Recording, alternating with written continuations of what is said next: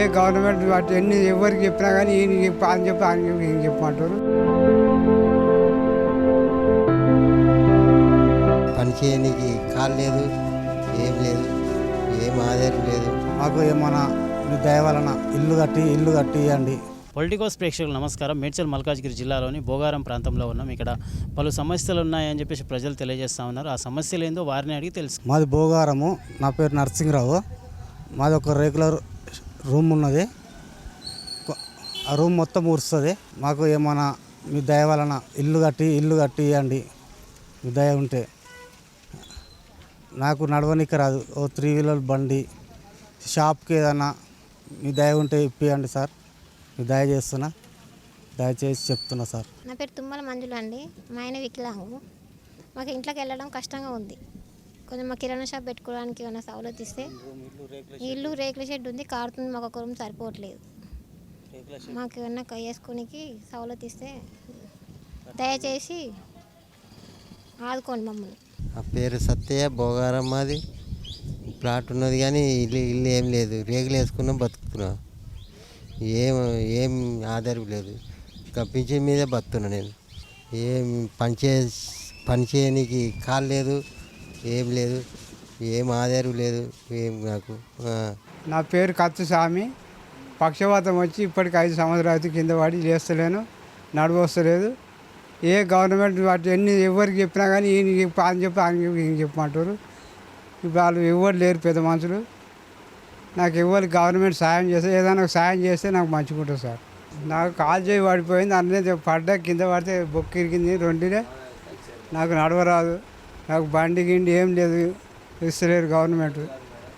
మళ్ళీ ఈ పింఛన్ కూడా ఇస్తలేరు. ఇంకా 4-5 నెలలు అవుతుంది డాక్టర్ సర్టిఫికేట్ కూడా ఇచ్చి మీ సేవలో వస్తుందని ఇంతవరకు ఏది లేదు, దాని పేరు లేదు, ఊరు లేదు. ఇట్లా ఉంది నా కథ. ఇందిరా మిల్లు మాత్రం వచ్చింది కానీ దీన్ని కూలగొట్టి మళ్ళీ మట్టగా చేసి ఖాళీ జాగాల ఫోటో తీతే కట్టి ఇస్తామన్నారు. వీడికి 6 లక్షలు పెట్టిన దీనికి. ఇంత మంచిది కూలగొట్టి మళ్ళీ ఎందుకు ఖరాబ్ చేసుకోవాలని నేను ఆపేసిన, తీసుకోలే.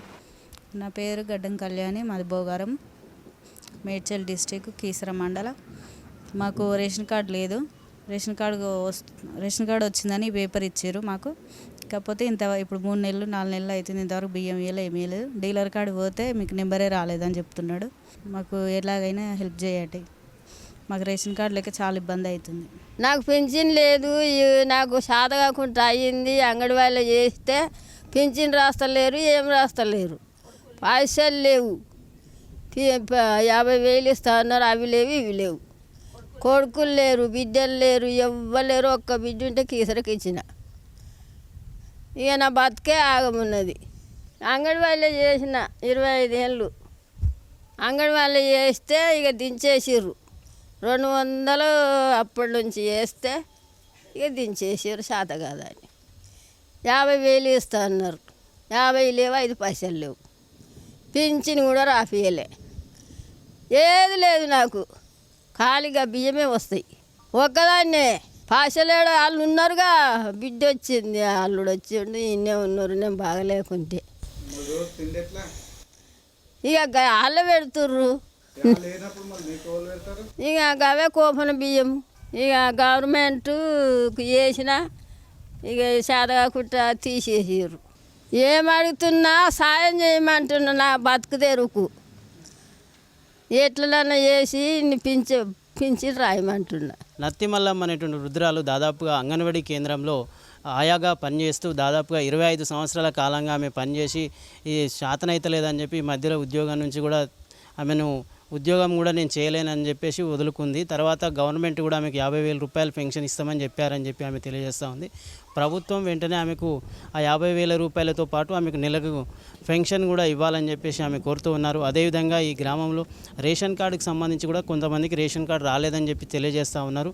రేషన్ కార్డుకి సంబంధించి ఒక పేపర్ మాత్రమే ఇచ్చారు, కానీ రేషన్ కార్డులో మా నెంబర్ రాలేదని చెప్పేసి వాళ్ళు ఆవేదన వ్యక్తం చేస్తూ ఉన్నారు. అదేవిధంగా ఇందిరమ్మ ఇండ్ల కోసం కూడా అప్లై చేసుకున్నాము, కానీ మేము అర్హత కలిగి ఉండి కూడా మాకు ఇందిరమ్మ ఇల్లు రాలేదని చెప్పేసి చాలామంది ఆవేదన వ్యక్తం చేస్తూ ఉన్నారు. ప్రజల యొక్క సమస్యలన్నింటినీ కూడా పరిష్కరించాలని వారందరూ కూడా కోరుతూ ఉన్నారు. వీడియో జర్నలిస్ట్ శేఖర్తో reporter Shyam Prasad. Please subscribe to the channel and download the Politicos app from the links in the description.